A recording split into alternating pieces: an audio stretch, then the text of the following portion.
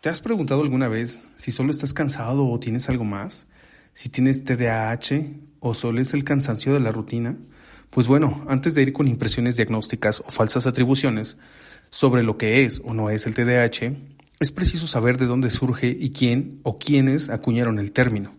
La primera referencia a lo que ahora se llama TDAH se puede atribuir al médico alemán Melchior Adam Weikart en un artículo sobre trastornos de la atención que fecha del año 1775. Weikart recoge en el capítulo dedicado a los trastornos de atención, Attention Bullivis, de su libro Der Philosophie Arts, la primera descripción médica del TDAH conocida hasta el momento. Según las descripciones de Weikart, las personas carentes de atención mostraban características conductuales que rayaban en la imprudencia, descuidos, caprichos y actitudes desenfrenadas. Tenían conocimientos superficiales y normalmente las actividades que realizaban las dejaban inconclusas o a medias. Además de no contar con una organización en la realización de dichas tareas, asimismo no dedicaban el tiempo y la paciencia suficiente para alcanzar las habilidades necesarias. Más tarde, en el año 1798, el médico Alexander Crichton describió un cuadro clínico que incluye las principales características de lo que hoy se conoce como TDAH, con presentación predominante de déficit de atención, en el que hace referencia a la incapacidad de mantener la atención con el grado necesario de constancia. Este trastorno, según Crichton, podía estar presente en el nacimiento de la persona o desarrollarse a partir de un accidente. Después, en el año 1845, el psiquiatra Heinrich Hoffmann publicó un libro de poemas infantiles en el que describía dos casos de TDAH. Entre su contenido, la historia del inquieto Philippe, que mostraba a un niño que no podía mantenerse tranquilo y obediente en la mesa a pesar de las advertencias de su padre. Algunas de las cualidades que se veían reflejadas en su obra eran la inatención y la hiperactividad prolongadas durante el tiempo. Las descripciones coincidían con algunas de las características propias del concepto que se conoce actualmente como TDAH. Posteriormente, llega la primera referencia con estructura científica, donde se reconoce al TDAH como un trastorno. El término es atribuido al pediatra George F. Steele. En el año 1902 realizó una publicación que estaba basada en la observación de niños con inatención y conducta hiperactiva e impulsiva. Describió 43 casos de niños que presentaban problemas atencionales, agresividad, conductas desafiantes, resistencia a la disciplina, excesiva emocionalidad, problemas a la hora de inhibir su conducta, rencor, crueldad y falta de honradez.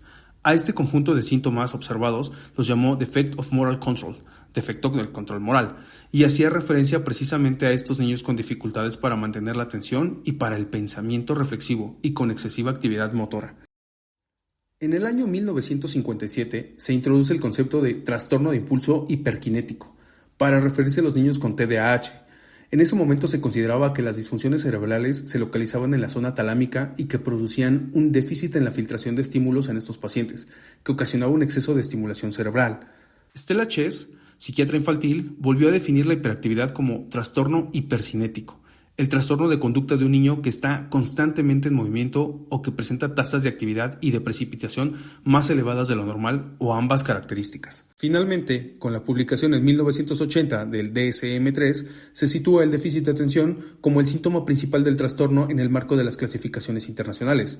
Se adopta la denominación de trastorno por déficit de atención con o sin hiperactividad. En el DSM-3-R, publicado en 1987, se vuelve a situar la hiperactividad como uno de los síntomas centrales y se fija el nombre de trastorno por déficit de atención con hiperactividad. Después de cambios sucesivos en las diferentes versiones de este manual, no es sino hasta el año de 1994, con la publicación del DSM-4, que se introduce el término trastorno por déficit de atención e hiperactividad, y se definen los tres subtipos de TDAH que se mantienen hasta la actualidad, que son combinado, inatente e hiperactivo impulsivo. Pero, ¿qué causa que una persona tenga TDAH? ¿Su conducta solamente? ¿El contexto donde se desarrolló? ¿El factor genético? Bueno, pues según datos obtenidos por estudios realizados por la Clínica Universidad de Navarra, el origen del TDAH es multifactorial. Sin embargo, en la mayoría de los casos, la causa principal es genética. Se estima que la heredabilidad del TDAH es alta, con estudios que sugieren que hasta el 75% de los casos tienen un componente genético. Bueno, ¿y cómo se determina?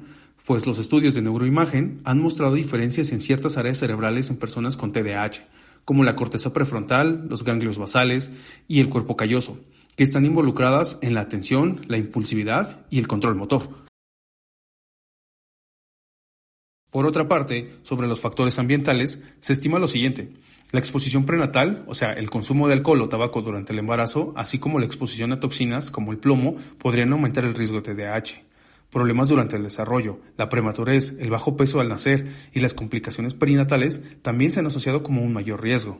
El TDAH es un trastorno complejo con una base genética importante, pero también influenciado por factores ambientales que pueden afectar su manifestación y gravedad. Los síntomas del TDAH se dividen principalmente en 3 categorías: inatención, hiperactividad e impulsividad.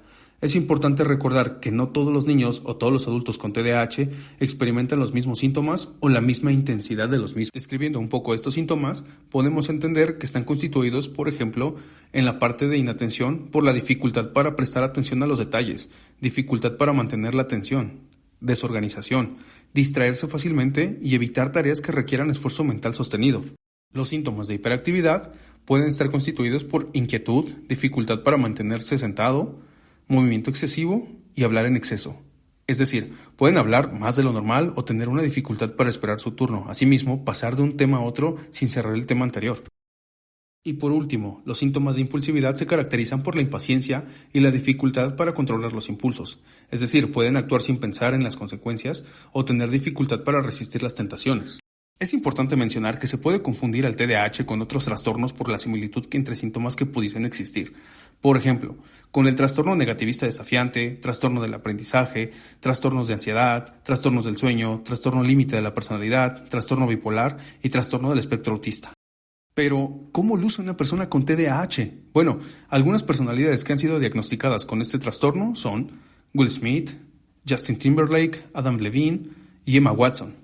Lo cierto es que a pesar de los síntomas que se exponen, se puede llevar una vida con plena cotidianidad. Si tú cumples con la mayoría de los síntomas y se ven manifestados en tu trabajo, escuela u hogar, ¿tienes TDAH? Bueno, pues no se puede determinar un diagnóstico de forma tan sencilla como viendo un video en YouTube, o un reel en Instagram, o un TikTok, o una prueba psicológica aislada que hayas visto en las redes. En realidad, lo ideal y lo más adecuado es acudir con especialistas, principalmente con un neurólogo, psiquiatra y psicólogo, todos en conjunto, ya que se deben realizar las pruebas necesarias para determinar un diagnóstico certero y confiable para que puedas contar con un tratamiento adecuado. Recuerda que el TDAH no es una falla, es una forma única de percibir y procesar el mundo. Con las herramientas adecuadas, tú puedes ser una fuente inagotable de creatividad y energía para ti mismo y para las personas que amas y te aman y te rodean.